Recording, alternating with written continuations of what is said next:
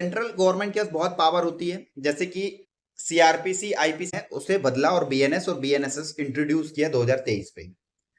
उसको राज्यसभा लोकसभा से पास करा के संसद में, मतलब जैसे हम बोलते हैं संसद के दोनों सदनों से पास करा के फिर राष्ट्रपति से पास करा के और उसे अनुमोदित करके गजट में पेश कर दिया और वो बन गया कानून। आज मैं आपको बताने वाला हूं कि स्टेट गवर्नमेंट के पास कितना पावर होता है कि वो क्या कर सकती है।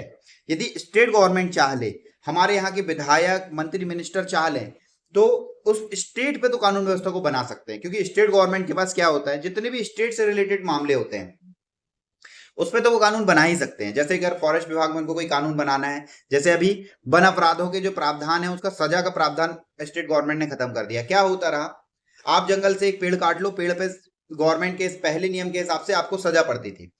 पेड़ आपने काट लिया, बेच दिया, अब आपको सजा पड़ गई, तो व्यक्ति सजा काट के चला जाता था। स्टेट गवर्नमेंट ने देखा इससे तो लॉस हो रहा है, तो गवर्नमेंट ने क्या किया, वन विभाग के नियमों को ही बदल दिया और वन जो अधिनियम है उस पर सजा का प्रावधान खत्म करके जुर्माना बना दिया। जुर्माने को 10 गुना कर दिया। यदि आप पेड़ काटते पकड़े जाएंगे तो आपको 10 गुना जुर्माना भरना है और आप छूट जाएंगे। तो गवर्नमेंट ने कहीं ना कहीं अपना दिमाग लगाया और उससे उसको फायदा होने लगा।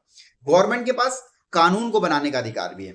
जैसे गवर्नमेंट ने अभी दहेज प्रताड़ना के मामले में समझौते का इंप्लीमेंटेशन कर दिया। स्टेट की गवर्नमेंट भी कैसे बिल पास करती है, सेम तरीके से वो भी गवर्नमेंट बिल पास करेगी।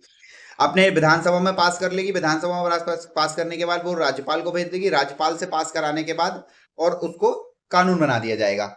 जैसे यदि मैं बात करूं पावर्स की, जज को कितना पावर होगा ये भी गवर्नमेंट तय कर सकती है। कैसे, यदि आप हरियाणा साइड जाएंगे तो 420, 467, 68 जैसे बड़े मामलों में भी जेएमएफसी ही ट्रायल लड़ाते हैं।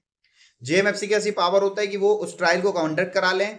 जेएमएफसी के पास वो होता है कि वो 420 जैसी धारा में खड़े खड़े बेल दे सकते हैं।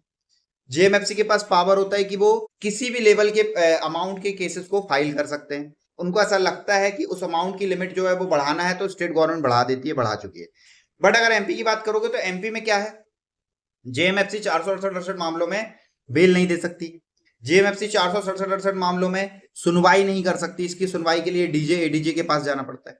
तो ये कानून बनाने का अधिकार भी स्टेट गवर्नमेंट को है। स्टेट गवर्नमेंट चाह ले तो रेप के केसेस को जघन्य अपराध के मामले में बना के अपने हिसाब से एक इम्प्लीमेंटेशन कर सकती है और मारपीट के मामलों में भी कर सकती है। जैसे उसने दहेज प्रताड़ना के मामले में समझौता नामा बना दिया।